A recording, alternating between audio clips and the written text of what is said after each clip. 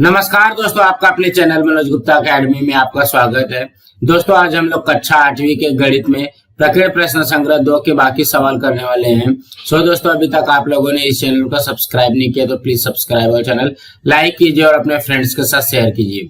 दोस्तों बाकी विषय के भी प्रश्न उत्तर के वीडियो बना करके अपलोड किया गया है, उसका लिंक आपको डिस्क्रिप्शन बॉक्स में दिया गया, आप लोग वहां पर जाकर के देख सकते हैं। तो आइए अब हम चालू करते हैं प्रकीर्ण प्रश्न संग्रह 2 का बाकी सवाल। इसके पहले के वीडियो में हम लोगों ने प्रश्न 8 तक किया था, अब हम लोग करते हैं 9वां प्रश्न। 9वें प्रश्न में क्या दिया गया, निम्नलिखित समीकरण हल कीजिए। उसमें से पहले प्रश्न में क्या दिया गया है, 17 कोष्टक में x प्लस 4 प्लस 8 कोष्टक में x प्लस 6 बराबर 11 कोष्टक में x प्लस 5 प्लस 15 कोष्टक में x प्लस 3। इसको हल करना है। तो हम लोग इसको कैसे हल करेंगे, देखो 17 में पहले x का गुणा करेंगे और 17 में 4 का गुणा करते हैं, ऐसा हम लोग करते हैं। तो 17 में x का गुणा किया तो कितना होता है 17x प्लस 17 चौक कितना हो गया 68 प्लस, अब इसका भी ऐसे करते हैं, 8 में x का गुणा करते हैं, 8 में 6 का गुणा करते हैं तो ये हो जाएगा 8x। 8 में x का गुणा किया तो 8x और 8 छंग 48 बराबर, इसका भी ऐसे करेंगे, 11 में x का गुणा करेंगे, 11 में 5 का गुणा करेंगे, 11 में x का गुणा हुआ तो 11x प्लस 11 पचे ये आ जाएगा 55 प्लस 15 में x का गुणा करेंगे और 15 में 3 का गुणा करेंगे तो ये हो जाएगा 15 में x का गुणा किया तो 15x प्लस 15 तिया 45, इस तरीके का आएगा। अब यहाँ पे क्या करते हैं, x वाला एक साथ में जोड़ देते हैं, 17x प्लस 8x, 17 और 8 कितना होता है 25 से x हो जाएगा प्लस 68 और 48 जोड़ना है ना, तो 8 8 16, 16 का 6 80 ले 6 4 10 1 11, मतलब ये आ गया 116 बराबर। अब यहाँ पे भी x वाला जोड़ो, 11x प्लस 15x होता है 26x प्लस 55 और 45 कितना होगा, ये हो जाएगा 100। अब यहाँ पे क्या करते हैं, देखो x वाला एक साइड में लिखते हैं, अंक वाला एक साइड में लिखते हैं। यहाँ पे देखो 116 ऑलरेडी दिया गया है, ये प्लस 100 है ना, तो इस साइड जाएगा तो क्या हो जाएगा -100 हो जाएगा, ये हो गया -100 बराबर। यहाँ पे क्या है 26x है और ये x वाला इस साइड लेके जाओगे तो क्या हो जाएगा, यहाँ पे -25x हो जाएगा। अब 26x में से 25x गया तो कितना होता है x हो जाएगा, और यहाँ पे 116 में से 100 गया तो कितना होता है 16 हो जाएगा। तो हमारा उत्तर कितना हो जाएगा, x बराबर 16, ये आएगा हमारा उत्तर। अब हम अगला करते हैं। दूसरे में क्या दिया गया है, 3y बटे 2 प्लस y प्लस 4 बटे 4 बराबर 5 माइनस y माइनस 2 बटे 4। तो यहाँ पे देखोगे ये 1 है, 2 है, 3 है, 4 है। तो यहाँ पे ध्यान दोगे कि सबसे बड़ा क्या, देखो यहाँ पे 2 है, यहाँ पे 4 है, यहाँ पे 4 है, तो 2 4 4, यहाँ पे हम लोग को क्या करना पड़ेगा, सबको सेम करना पड़ेगा। सेम करने के लिए हम लोग को क्या निकालना पड़ेगा, लसावी निकालना पड़ेगा। तो हम लोग क्या करेंगे, यहाँ पे दोनों पक्षों में 4 से गुणा करेंगे, तो यहाँ पे लिख लो दोनों पक्षों में 4 से गुणा करने पर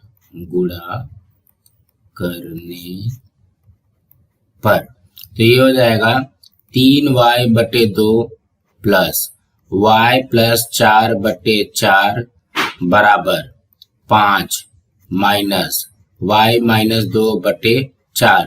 देखो मैंने क्या किया, सबसे पहले जो दिया गया है वही लिखा है। अब क्या करना है, सब में 4 से गुणा कर दो, सबको करते हैं 4 से गुणा। अब यहाँ पे जब गुणा करोगे तो क्या होगा, देखो यहाँ पे ये 2 से ये कट गया, यहाँ पे आया 2, और ये 4 से ये 4 कट गया, ये 4 से ये 4 कट गया, तो बचा क्या हमारे पास, देखो 3y में 2 का गुणा करेंगे तो कितना हो जाएगा 6y प्लस, यहाँ पे ये कट गया तो यहाँ पे बचा कितना है y प्लस 4 बराबर, ये हो जाएगा 5 चौक 20 माइनस, यहाँ पे भी ध्यान दोगे तो ये y माइनस 2 बचा हुआ है, यहाँ पे आ गया y माइनस 2। इसको हम लोग माइनस में दिया गया ना तो ब्रैकेट में लिख लेते हैं। यहाँ पे देखोगे जब भी माइनस रहता है ब्रैकेट में तो चिन्ह चेंज हो जाती है, तो हो जाएगा 20 माइनस y, माइनस माइनस क्या हो जाएगा +2 हो जाएगा। अब इसको हल करते हैं। यहाँ पे देखोगे y वाला एक साथ में लिखो, ये हो जाएगा 6y प्लस y बराबर 7y प्लस 4 बराबर, यहाँ पे आ जाएगा -y, और ये 20 प्लस 2 कितना होता है +22 आ जाएगा। अब यहाँ पे करते हैं 7y, ये यहाँ पे देखोगे ये -y है तो इस साइड जाएगा तो क्या हो जाएगा +y हो जाएगा, और यहाँ पे ये हो जाएगा 22, ये +4 है तो इस साइड आएगा तो -4 हो जाएगा। अब 22 में से 4 गया कितना होता है 18, और यहाँ पे 7y + 1y तो यह गया 8y। अब यहाँ पे देखोगे 8 से ये गुणा हो रहा है तो इस साइड जाएगा तो क्या हो जाएगा भाग हो जाएगा 18/8। अभी देखोगे ये कट नहीं रहा है ना तो इसको सरल रूप दे देते हैं तो 2 के पाड़े से जाएगा तो ये 4 हो जाएगा और यह जाएगा 9। तो इसका उत्तर आ जाएगा y बराबर 9/4, क्योंकि ये अब और नहीं कटने वाला, ये आएगा इसका उत्तर। अब हम अगला करते हैं। तीसरे में भी वैसे करना है। यहाँ पे देखो 5 दिया गया है, कोष्ठक में 1 - 2x बराबर 9, कोष्ठक में 1 - x। तो हम लोग क्या करेंगे, सबसे पहले 5 का 1 में गुणा करेंगे और 5 का 2x में गुणा करेंगे तो ये हो जाएगा 5 में 1 का गुणा किया तो 5 माइनस 5 दूनी 10x बराबर 9 का 1 में गुणा किया और यहाँ पे 9 में x का गुणा करना है। 9 में 1 का गुणा किया तो 9 माइनस 9 में x का गुणा किया तो 9x हो जाएगा। अब अंक वाला एक साथ में लिखते हैं, x वाला एक साथ में लिखेंगे। ये 5 वैसे ही है, यहाँ पे भी देखोगे +9 है ना, मतलब कुछ भी चिन्ह नहीं है तो प्लस है, इस साइड जाएगा तो क्या हो जाएगा -9 हो जाएगा बराबर -9x, और यहाँ पे देखोगे -10x है, इस साइड जाएगा तो क्या हो जाएगा +10x हो जाएगा। अब यहाँ पे इसको हल कर लो, 5 में से 9 गया तो कितना होता है -4। अब यहाँ पे देखोगे -9x है +10x है, तो मतलब 10 में से 9 गया तो 1 बचता 1x हो जाएगा। अब यहाँ पे बड़ी संख्या का चिन्ह क्या है, प्लस है, तो ये हो जाएगा +x आ जाएगा। तो इसका मतलब क्या हो गया, x बराबर -4 इसका उत्तर आएगा। तो इसका उत्तर आएगा x बराबर -4। अब हम अगला प्रश्न करते हैं। 10वें प्रश्न में क्या दिया गया, निम्न कृति दिए हुए सोपानानुसार कीजिए। पहले प्रश्न में क्या दिया गया, समबाहु चतुर्भुज ABCD और उसका विकर्ण AC खींचिए। यहाँ पे देखो हम लोगों ने एक समबाहु चतुर्भुज बना लिया, अब इसको नाम दे देते हैं ABC और ये D। देखो ये हो गया समबाहु चतुर्भुज और यहाँ पे विकर्ण AC हो गया। दूसरे प्रश्न में क्या दिया गया, सर्वांगसम घटक समान चिन्हों द्वारा दर्शाइए। तो इसी आकृति में हमको सर्वांगसम घटक बताना है। देखो ये BC जो है AB के बराबर है, AD के बराबर है और DC के बराबर है, सिर्फ इतना ही करना है। अब हम अगला करते हैं। तीसरे प्रश्न में क्या दिया गया है, त्रिभुज ADC तथा त्रिभुज ABC किस संगति एवं किस कसौटी से सर्वांगसम होते हैं, लिखिए। तो यहाँ पे हम लोग पहले त्रिभुज बनाते हैं ADC और यहाँ पे दिया गया है ABC, किस संगति के अनुसार हो जाएगा। देखो यहाँ पे भुजा भुजा भुजा दिया गया, यहाँ पे भी भुजा भुजा भुजा दिया गया, मतलब भू भू भू कसौटी से होगा। यहाँ पे लिखोगे इसके उत्तर में त्रिभुज ADC सर्वांगसम त्रिभुज ABC कौन सी कसौटी से, भू भू भू कसौटी। यहाँ पे संगति पूछा है ना, तो यहाँ पे लिखोगे एकैकी संगति में क्या जाएगा, एकैकी संगति में आएगा त्रिभुज ADC, एकैकी संगति का चिन्ह त्रिभुज ABC। चौथे में क्या दिया गया है, कोण DCA सर्वांगसम कोण BCA, उसी प्रकार DAC सर्वांगसम कोण BAC दिखाने के लिए कारण लिखिए। मतलब यहाँ पे DCA ये वाला कोण BCA ये वाले कोण के बराबर है और DAC ये वाला कोण BAC कोण के बराबर है, तो इसके लिए क्या कारण हम लोग लिख सकते हैं। तो यहाँ पे लिखेंगे कोण DCA सर्वांगसम कोण BCA, एक तो ये वाला हो गया, दूसरा क्या है दिया गया है DAC सर्वांगसम कोण BAC। इसका हमको कारण लिखना है, कारण हम लोग क्या लिखेंगे, सर्वांगसम त्रिभुज के संगत कोण, यही आएगा। इसी तरीके से करना है। अब हम अगला प्रश्न करते हैं। पांचवें में क्या दिया गया, दिए गए सोपान से ध्यान में आने वाले समबाहु चतुर्भुज का गुणधर्म लिखिए। तो यहाँ पे इसके गुणधर्म क्या आएगा, यहाँ पे तो यहाँ पे देखोगे क्या दिया गया, देखो ये जो सम्मुख कोण बन रहा है A और C, ये क्या कर रहा है, समद्विभाजित कर रहा है। तो यहाँ पे लिखोगे समबाहु चतुर्भुज के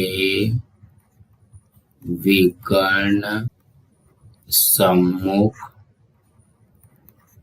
कोणों को समद्विभाजित करता है, समद्विभाजित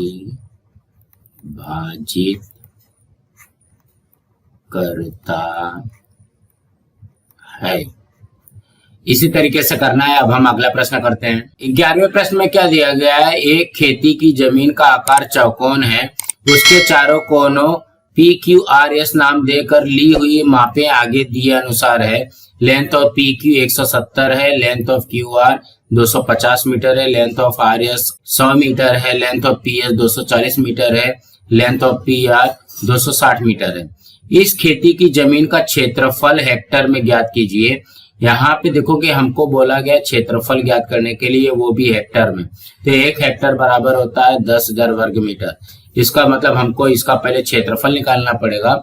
जब क्षेत्रफल निकल जाएगा तब हम उसको हेक्टर में कन्वर्ट करेंगे। यहाँ पे देखोगे ये क्या लिखा गया है, एक खेत की जमीन का आकार चौकोन है। देखो हमने 4 कोना तो लिया है, लेकिन यहाँ पे हम जब इसका मान देखते हैं तो मान में कोई भी मान समान नहीं है, इसलिए ये वाली आकृति हमने लिया है। यहाँ पे क्या दिया गया है, P, ये हो गया Q, ये आ गया R और ये हो गया S। अब यहाँ पे मान लिखते हैं, PQ दिया गया 170, QR दिया गया है 250, RS दिया गया है 100, PS दिया गया है 240। अब PR लिखना है तो इसको इस तरीके से करना पड़ेगा, मतलब विकर्ण खींचना पड़ेगा। PR कितना दिया गया है, ये दिया गया है 260। अब इसको हमको हल करना है। अब यहाँ पे देखोगे इसमें क्या बन गया है, एक त्रिभुज ये बन गया है, दूसरा त्रिभुज ये बन गया। दोनों त्रिभुज का क्षेत्रफल निकाल करके जोड़ना है बस। अब यहाँ पे देखोगे त्रिभुज का 2 फॉर्मूला होता है, एक आधार गुणे ऊंचाई होता है, वो तो यहाँ पे लगने से रहा। तो यहाँ पे कौन सा लगेगा, यस वाला फॉर्मूला लगेगा। तो यहाँ पे हम लोग लिखेंगे त्रिभुज PQR में क्या क्या दिया गया है, लेंथ ऑफ PQ दिया गया, PQ को हम लोग A मानते हैं, ये दिया गया 170 मीटर। लेंथ ऑफ QR है, QR को हम लोग B मानते हैं, ये क्या दिया गया है 250 मीटर। फिर बचा क्या है, देखो यहाँ पे लेंथ ऑफ PR है, यहाँ पे लेंथ ऑफ PR को हम लोग C मानते हैं, ये आ गया 260 मीटर। ये तो आ गया। अब हमको यस का फॉर्मूला लगाने के लिए अर्ध परिमिति निकालना पड़ता है। तो यहाँ पे लिखोगे अर्ध परिमिति बराबर यस बराबर A plus B plus C बटे 2। A का मान कितना है 170, B का मान कितना है 250, C का मान कितना है 260, बटे में आ जाएगा 2। ये बटे में तो 2 आ गया। अब इसको जोड़ दो, 0 आ जाएगा। 7 5 12, 12 6 18, 18 का 8 हासिल 1, 1 1 2, 2 2 4, 4 2 6, ये आ गया 680। अब इसको कट कर दोगे तो कितना आ जाएगा 340 हो जाएगा, 340। तो यस आ जाएगा 340 मीटर। अब यहाँ पे लिखते हैं त्रिभुज PQR का क्षेत्रफल। तो ये लिखोगे एरिया ऑफ त्रिभुज PQR। क्या फॉर्मूला बनेगा, करनी में ये पूरा बनेगा yes minus A, yes minus B, yes minus C। इसको बहुत ही धीरे से बहुत ही ध्यान से करना पड़ेगा। तो यस का मान कितना दिया गया 340, फिर से यस का मान है 340, माइनस A का मान है 170, फिर दूसरे कोष्ठक में यस का मान है 340, B का मान है 250, तीसरे कोष्ठक में यस का मान आ जाएगा 340, C का मान आ जाएगा 260। अब इसको हमको एक एक करके हल करना पड़ेगा। यहाँ पे इसको फिर से लिखते हैं, करनी में ये हो जाएगा 340 गुणे 340 में से 170 गया तो कितना होता है 170 होगा, गुणे 340 में 250 गया तो कितना हो जाएगा 90 हो जाएगा, गुणे 340 में 260 गया तो कितना हो जाएगा 80 हो जाएगा। अब सबका हमको गुणनखंड निकालना है। तो हम लोग अगर इसको थोड़ा सा ध्यान से देखते हैं ना, इतना बड़ा गुणनखंड निकालने से अच्छा है हम लोग इसका क्या करते हैं, सबकी जोड़ी बना लेते हैं। हमको जोड़ी जोड़ी से काम रहता है। तो ये हो जाएगा, देखो 2 गुणे 170 गुणे 170, इसको ऐसा मैं लिख सकता हूँ। देखो 170 का तो जोड़ी अपने आप बन जाएगा यहाँ पे। अब यहाँ पे 2 हमारे पास एक्स्ट्रा है, ठीक है। अब यहाँ पे ये है 9 गुणे 10 हो जाएगा, इसको मैं लिख देता हूँ 9 गुणे 10। अब यहाँ पे ये 80 दिया गया ना, तो इसको लिख लेते हैं 2 गुणे 4 गुणे 10। देखो 2 चौक 8, 8 दाम 80। अब यहाँ पे फिर से करनी में लिखते हैं। ये देखोगे 170 170 2 बार दिया गया ना, तो इसको हम लोग लिख सकते हैं क्या, 170 का वर्ग गुणे। अब यहाँ पे देखोगे ये 2 है और ये 2 है, तो इसको हम लोग लिख सकते हैं 2 का वर्ग गुणे 170 170 हो गया ना। 9 को हम लोग क्या लिख सकते हैं, 3 का वर्ग गुणे। अब ये क्या है, 10 है, 10 है, तो इसको हम लोग लिख सकते हैं 10 का वर्ग गुणे। अब यहाँ पे 4 बचा, 4 को क्या लिख सकते हैं, 2 का वर्ग। सबको वर्ग के रूप में लिख दो। अब जब ये वर्गमूल में है और ये वर्ग में सब कट जाएगा, यहाँ पे आ जाएगा 170 गुणे 2 गुणे 3 गुणे 10 गुणे 2। अब हमको इसको गुणा करना है, तो हो जाएगा 10 दूनी 20, 20 तिहाई 60, 60 दूना 120। 170 में 120 का गुणा करना है, तो यहाँ पे गुणा करते हैं। 170 में 120 का गुणा करते हैं। पहले 0 0 0, उसके बाद में 2 का पारा पढ़ते हैं। 2 0 0, 2 7 14, हासिल 1, 2 1 कम 2 1 3। अब 1 का पारा पढ़ना है। 1 0 0, 1 7 7, 1 1 कम 1।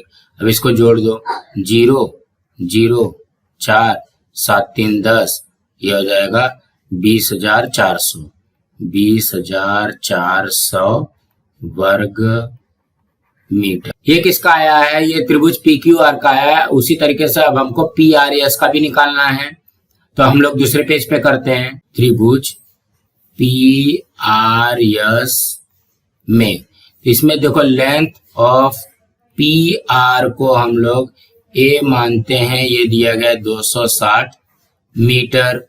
लेंथ ऑफ PS को हम लोग B मानते हैं, ये दिया गया 240 मीटर। लेंथ ऑफ RS को हम लोग C मानते हैं, ये है 100 मीटर। उसी तरीके से पहले अर्ध परिमिति निकालना पड़ेगा, यहाँ पे लिखते हैं अर्ध परिमिति बराबर यस बराबर A plus B plus C बटे 2। ये हो जाएगा 260 प्लस 240 प्लस 100 बटे में 2। इस तरीके से आएगा, तो यहाँ पे बटे में 2 लिख लिया। ये हो जाएगा 0 4 6 10 0 0, हासिल 1, 2 1 3 2 5 1 6, ये 600 आता है। ये इधर से इससे कट गया, तो ये कितना हो जाएगा 300। तो ये हो जाएगा यस बराबर 300 मीटर। तो यहाँ पे लिखोगे एरिया ऑफ त्रिभुज PRS। इसका निकालने के लिए हम लोग को क्या फॉर्मूला लगाना पड़ेगा, वही फॉर्मूला लगेगा यस वाला। ये हो जाएगा yes minus A, yes minus B, और यहाँ पे आ जाएगा यस माइनस C। अब यहाँ पे हम लोग एक एक का मान रखते हैं। यस का मान कितना है 300, यहाँ पे यस का मान है 300 माइनस A का मान है 260, फिर से यस का मान आ जाएगा 300, B का मान है 240, फिर से यस का मान आ जाएगा 300 और C का मान है 100। इस तरीके से आएगा। अब यहाँ पे इसको लिखते हैं 300 गुणे 300 में से 260 गया तो कितना होता है 40, गुणे 300 में से 240 गया तो ये हो गया 60, गुणे 300 में से 100 गया तो ये हो जाएगा 200। अब इसका गुणनखंड कैसे निकालोगे, आप लोग डायरेक्ट बड़ा करके भी कर सकते हो, नहीं तो देखो इसको ऐसे भी निकाल सकते हैं। 3 गुणे 100 लिखा यहाँ पे लिख दिया 4 गुणे 10 हो गया, गुणे। अब यहाँ पे देखोगे 60 को क्या लिख सकते हो 6 गुणे 10 लिख सकते हो, गुणे। अब यहाँ पे ध्यान दोगे, इसको मैं लिख लेता हूँ 2 गुणे 100। अब यहाँ पे सिर्फ हम लोगों को थोड़ा सा और ध्यान देना पड़ेगा कि कहाँ पे क्या नहीं आ रहा। देखो ये 100 की जोड़ी तो बन गई, ये 10 की जोड़ी बन गई, यहाँ पे 3 की जोड़ी नहीं बन रही है ना। तो हम लोग इसको सीक्वेंस से लिखते हैं। देखो यहाँ पे 100 है, यहाँ पे 100 है, इसको लिख लिया 100 का वर्ग गुणे। अब यहाँ पे देखोगे ये 10 है, ये 10 है, तो ये हो जाएगा 10 का वर्ग गुणे। अब यहाँ पे और कुछ है क्या, वर्ग जैसा नहीं दिख रहा है ना, लेकिन यहाँ पे ध्यान दोगे बचा क्या हमारे पास 3 गुणे 4 बचा हुआ है तो इसको मैं लिख लेता हूँ 2 गुणे 2 गुणे, ये यहाँ पे 6 बचा है तो इसको लिख लेता हूँ 3 गुणे 2 गुणे 2। अब आएगा, अब इसको फिर से लिखो यहाँ पे, ये हो जाएगा 100 का वर्ग गुणे 10 का वर्ग गुणे, ये देखोगे ये 3 का वर्ग हो जाएगा 3 का वर्ग गुणे, ये हो जाएगा 2 का वर्ग वर्ग, और यहाँ पे हो जाएगा ये वाला 2 का वर्ग। कहने का क्या मतलब है, आप लोग थोड़ा सा दिमाग लगाओ। यहाँ पे ये जो गुणनखंड है, गुणनखंड को पूरी तरीके से गुणनखंड मत करो, ये तो बहुत समझ आएगा। यहाँ पे हो जाएगा 100 गुणे 10 गुणे 3 गुणे 2 गुणे 2। अभी इसका गुणा कर दो, 2 दूनी 4, 4 3 12, 12 में 10 का गुणा करोगे तो कितना हो जाएगा 120, 120 में 100 का गुणा करोगे तो कितना हो जाएगा 12,000 हो जाएगा, 12,000 वर्ग मीटर।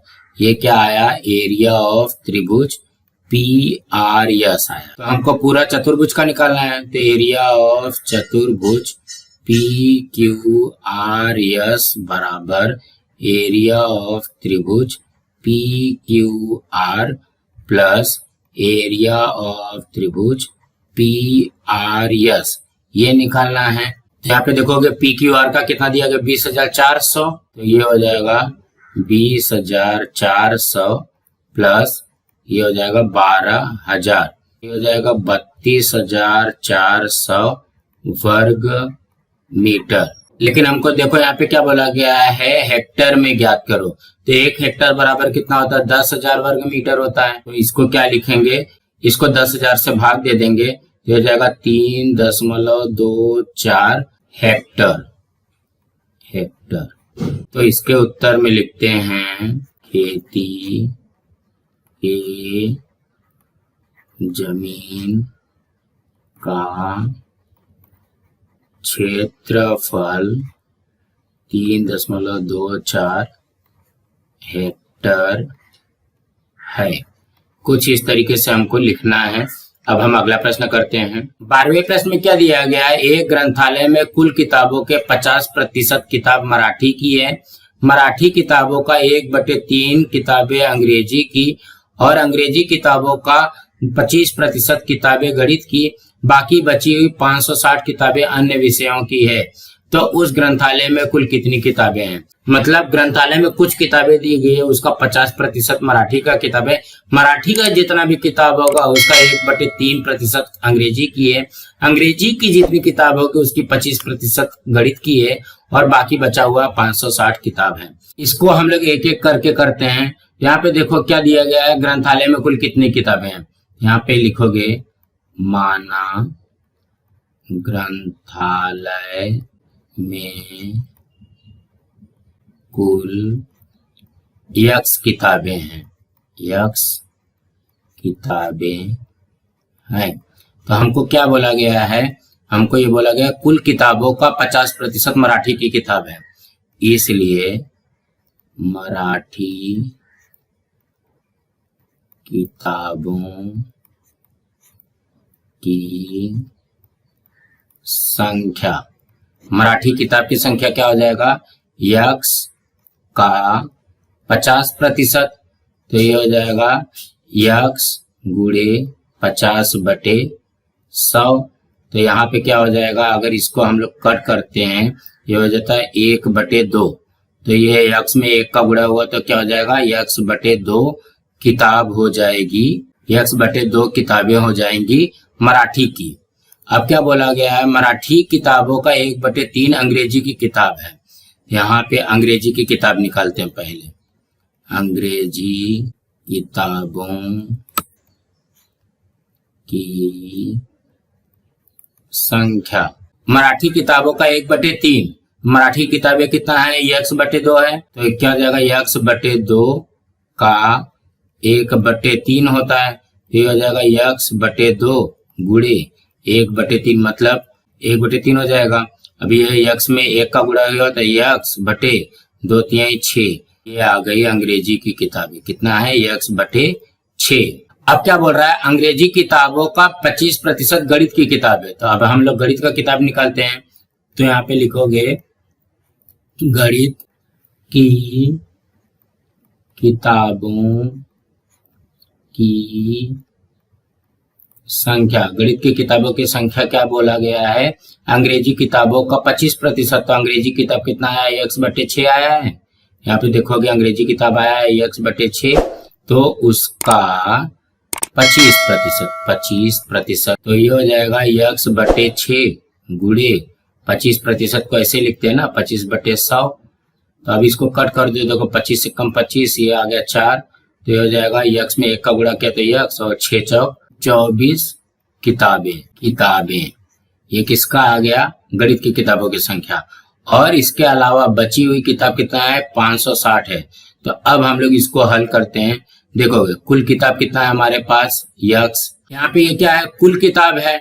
तो कुल किताब में कौन कौन सा आ जाएगा? मराठी की भी आ जाएगी, अंग्रेजी की भी आ जाएगी, गणित की भी आ जाएगी, और प्लस ये जो 560 किताब है ये भी जोड़ना पड़ेगा इसमें। तो यहाँ पे जोड़ दो। मराठी की किताब कितना आया है? x/2 प्लस अंग्रेजी की किताब कितना आया है? x/6 प्लस गणित का किताब कितना आया है? x/24 प्लस, और बचा हुआ किताब कितना है? 560। यहाँ पे देखोगे बटे में क्या दिया गया? 2, 6, 24। तो इसका लसावी कितना होता है? 24 होता है। तो हम लोग क्या करेंगे? सभी में 24 से गुणा कर देंगे। यहाँ पे लिखोगे दोनों पक्षों